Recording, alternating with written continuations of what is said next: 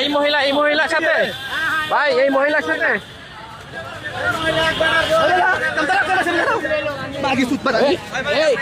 কি আপনার স্ত্রী ভাই আপনার ওয়াইফ আমার ওয়াইফ হাতে নাতে করছেন এবার এক লাথি দিব সব ভাই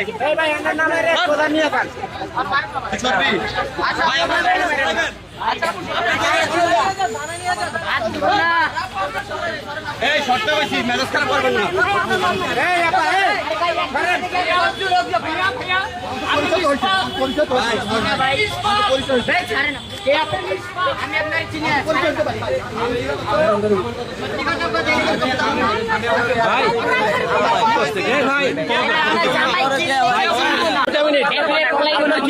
কি হয় ভাই প্রমাণ সহকারে আপনারা থানায় নিয়ে যাবেন, সমস্যা নেই। আচ্ছা শুনেন এই লোক আচ্ছা এই লোকের হাজবেন্ড কে? আমার ওয়াইফ। আচ্ছা উনি দাবি করছে ওনার মামাতো বোন, আপনি কি? আমি জানি, আমি চিনি, এটাই আমার পরিচয় হয় না। আপনি কিভাবে চিনেন ওনাকে? আমার নিজের রক্তে ফুফাতো ভাই। নিজের রক্তের? ফুফাতো ভাই, হ্যাঁ। আচ্ছা উনি আপনার ফুফাতো ভাই, আপনি চিনেন না?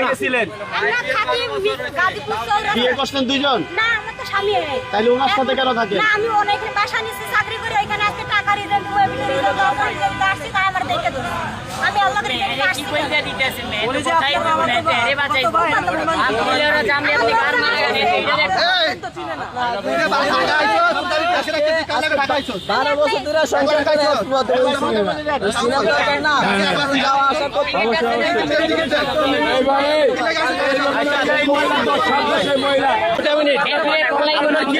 কি হয়? এই ভাই প্রমাণ সহকারে আপনারা থানায় নিয়ে যাবেন, সমস্যা নেই।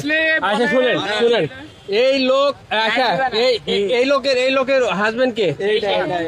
আমার ওয়াইফ। আচ্ছা উনি দাবি করছে ওনার মামাতো বোন, আপনি কি? আমি জানি, আমি চিনি, এটাই আমার পরিচয় হয় না। আপনি কিভাবে চিনেন ওনাকে? আমার নিজের রক্তে ফুফাতো ভাই। নিজের রক্তের? ফুফাতো ভাই, হ্যাঁ। আচ্ছা উনি আপনার ফুফাতো ভাই, আপনি চিনেন না? আমরা থাকি গাজীপুর চৌরাস্তা। বিয়ে করছেন দুইজন? না, আমরা তো স্বামী হই। তাইলে ওনার সাথে কেন থাকে? না, আমি অনেক বাসা নিছি, চাকরি করে এখানে আজকে টাকা রিজেন্ট হয়ে রিজেন্ট আসছি, তাই আমার দেখে দিল। আমি আল্লাহর কাছে আসছি। কইতে দিতেছেন না এটা কোথায় বলে রে বাঁচাই আপনি ওরা জানলে আপনি কার মারা গেছে এটা দেখ তুই বাসা গাইছো, তুই তারি কাছে রাখছিস, কালে ঢাকাইছো। 12 বছর ধরে সংসার করে পুরো সিনেমা করে না যাওয়া আসা করতে